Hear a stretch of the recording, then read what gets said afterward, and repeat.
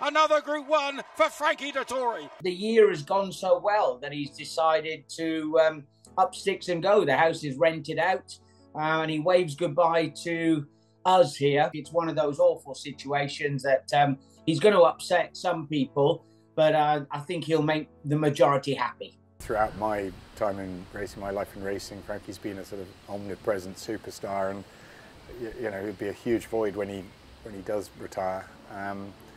Just a brilliant jockey and a great personality. So you know, it's big boots to fill, and possibly impossible to fill. You know, because he's so unique in so many ways. Frankie's special fella, special rider, special person.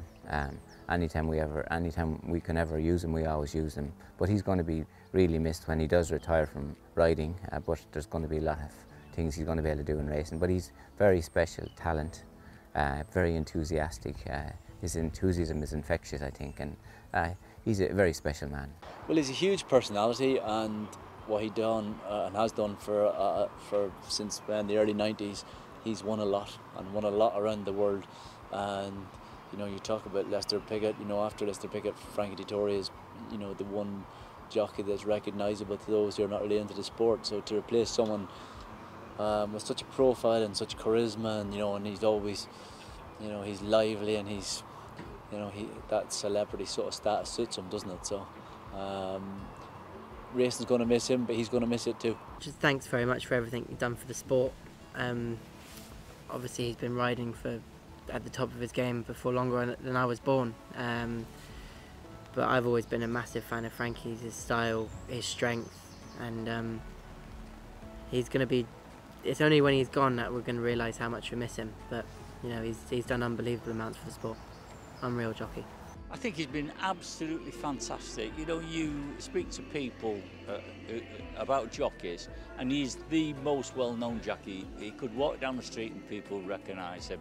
He's been fantastic for it. And when he did the Magnificent Seven, it was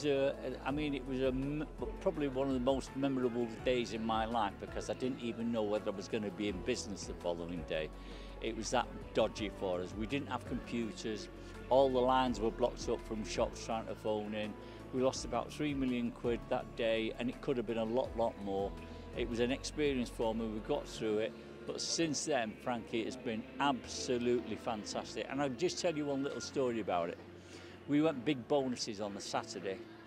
On the Sunday, nobody thought I would put out the bonuses again. I went the same again on bonuses, and I put a reward up for a good-looking Italian kid, last seen in the Ascot area. Don't care whether he's dead or alive, get him for me.